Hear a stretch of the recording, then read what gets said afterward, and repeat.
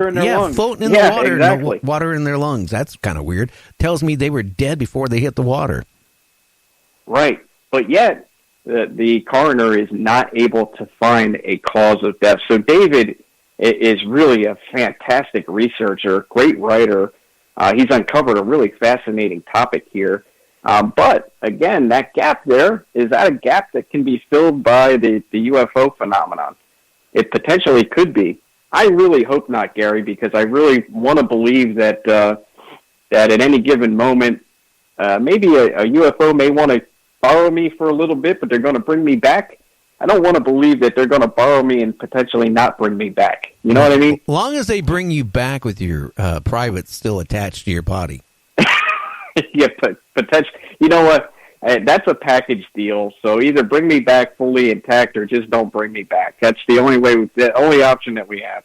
Well, you know, again, I've seen some of these pictures out of the Amazon and Brazil in South America of abductions of humans where they look, you know how the cattle were mutilated.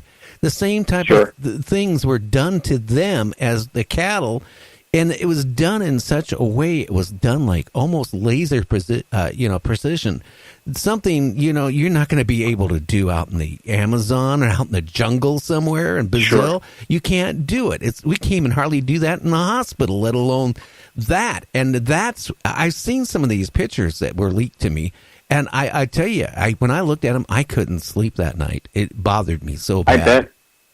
Well, the cattle mutilations, to me, are disturbing enough. So, look, you know, a lot of times it's, hey, these are, you know, potentially satanic worshipers, satanic worshipers or whatever, devil worshipers that are doing these rituals. Wow. I mean, all over the country, all different places, the exact same thing. So it's usually I think it's usually a left side jawbone, tongue removed, privates removed, udders removed. Oh, yeah. In some cases, the heart removed without any evidence of an incision or anything to take the heart out. It's just not there. Yeah. Boy, that is a highly skilled group of devil worshipers across the country that are able to pull that off. Well, it just doesn't make sense. It don't. And, you know, I had a trucker on about 5 months ago that, you know, was talking about a couple weird experiences he had in his life. Not all about UFO, but one day he was, I can't remember if he was coming into the desert or leaving a desert, but it was cattle area where he was at. And he just looked, you know, out his cab, driver's door window, and he saw this cow going up in the air. And he stopped and he looked. And first thing he saw, it was a bright light, but there was no sound, no helicopter, no ropes, no chain or nothing. But here's this cow going head first up in the sky. That's fascinating. Well, he said it was enough. He said it was enough where he said, I can't do long haul driving anymore. And he went to his boss and said, I can't do this anymore. It shook him up that bad because he realized in his own mind that was impossible. Sure. Yeah, I think I'd be looking for a different job myself at that point. Well, what would stop it if all of a sudden you're in a truck and all of a sudden you're out of your truck going up? It tells me, you know, maybe that was a cow mutilation right there. You know, they're taking the cow to experiment on and then dropping it down. Timothy Cullen, if you remember last week when he was on the show, you know, after he got really into all this stuff after his abduction and, you know, with Dr. Roger Lear. And he actually started investigating some of these cattle mutilations, you know, the cows, the bulls, and all this stuff. Some of these bulls were worth like $5,000, $10,000 a piece back even then. Oh, sure. And, you know, the same thing, you know, you go out there, right, and here's a cow, here's snow on the ground. The only footprints there was, you know, the farmer or the cattle owner, you know, his footprints, and here's the cow and the cow's footprints. No sign of anybody else, no sign of any predator or anything, no blood in it, all the same symptoms of the same thing, you know, and that makes me wonder something is going on. Now, I had one person try to debunk it and said, oh, it's the military. They're taking these cattle and doing this to confuse people. I don't even think the military has that capability to go out and take a cow, laser precision, and do all this stuff, and then dump it off in the middle of the night back. I can't see it. Yeah, and I think the military has enough money to just go out and buy some whatever cows they need, and they can do whatever they need to do with them at that point. They certainly wouldn't need to go out to remote areas to do it.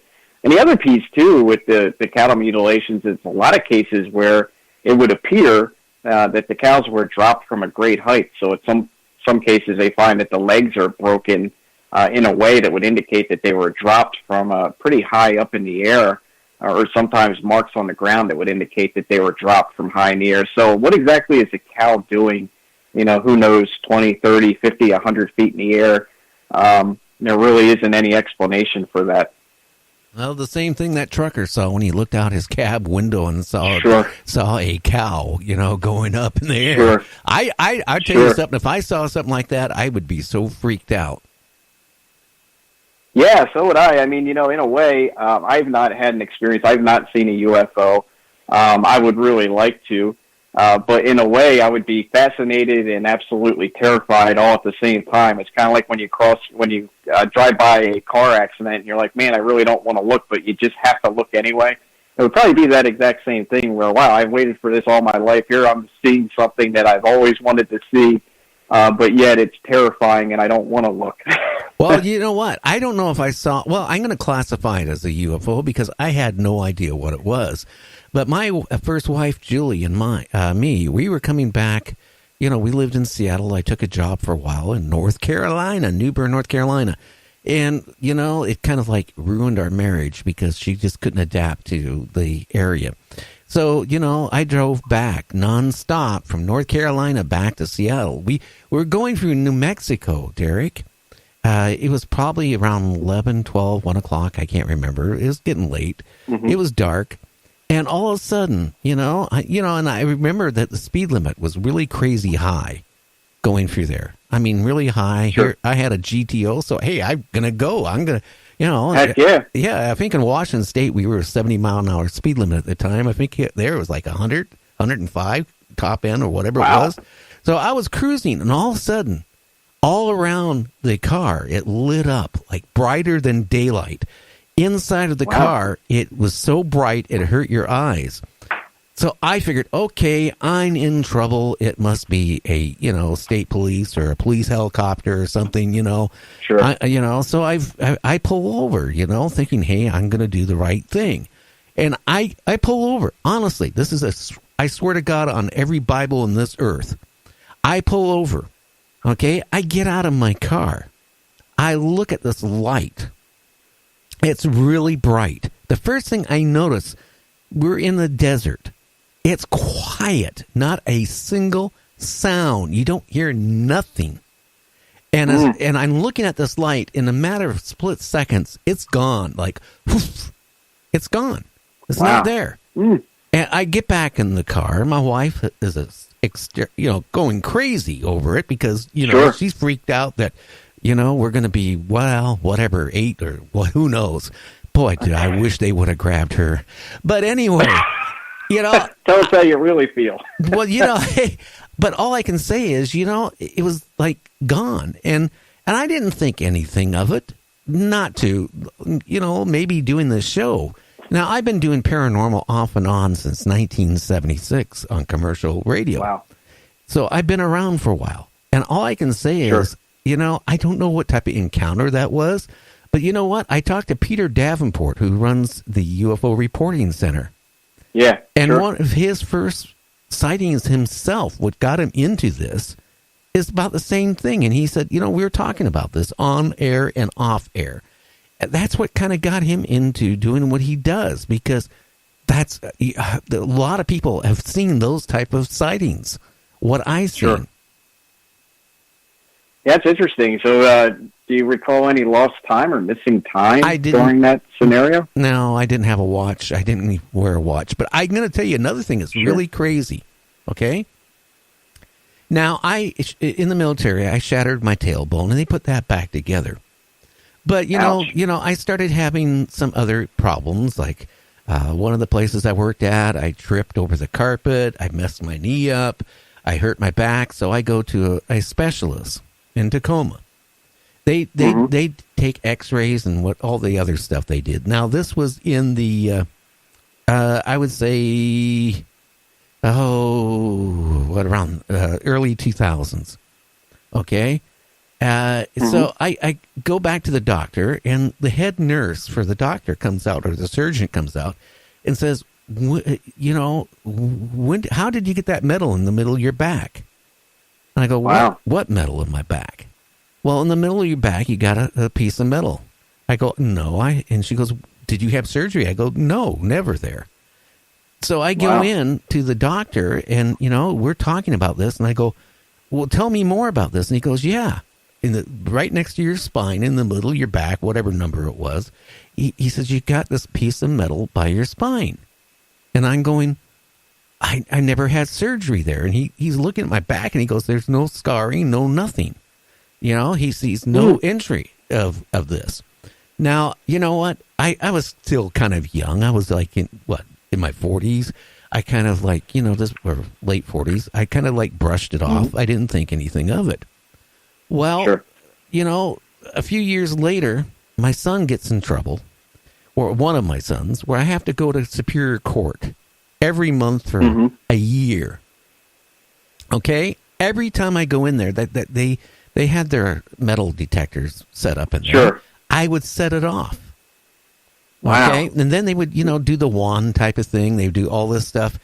Always went to my middle of the back. This went on every time I went into there. I went one time to fly on a flight, okay? They put me in a special room where I had to get undressed, where they put that little latex glove in their hand and all that stuff. Oh, no. That's a bad sign. Yeah, I was setting off their alarms. I didn't think anything of it to a few months ago when I was talking to Michael W. Hall, and we were talking about, implants and all this stuff. I think it was right after we had Timothy on the first time on my show. And I started thinking, wow, the only thing I could ever think, and, is when I saw that bright light in the 70s in the desert in New Mexico. Who knows how long that, to me, it was like a split second. Sure. But who knows what time it was, I have no way of, put it this way, there's no way a piece of metal could get next to my spine. And I also asked the surgeon, I said, can we remove it? And he goes, I can't remove it because there's scar tissue around it. It's formed. And if I go in there and try to remove that, you're going to be in a wheelchair the rest of your life. Wow. And and the other thing too, Gary, is usually it's surgical implants. So like for me, a big portion of my spine is fused with titanium rods. So usually, depending on when you had surgery done, those metals generally don't set off a metal detector. So I have a lot of titanium in my spine, and I can go right through a metal detector at an airport with no problem whatsoever. So certainly whatever is in your back doesn't line up very well with your typical surgical implant metal. Well, put it this way, like I said, my tailbone was put together, but that's my tailbone, not the middle of my back. Right. And it's a big difference. And I have major scarring on my butt from when they went in there and had to put my tailbone back together. Okay, I have no scarring, no marks in the middle of my back where this is. So again, I don't know if it's an implant. I don't know if it's whatever it is. I don't know how it ever got there, and whatever it is, I can't go through any metal detector. Period. Without setting it off. I can be naked and it goes off. Interesting. Yeah, I find it kind of strange. Now, it is. We're down almost, we even actually went way over. I want to know about you. What got you into UFOs? Got you into creating all this stuff? Yeah, it's really funny. So I grew up in the 80s, 70s and 80s.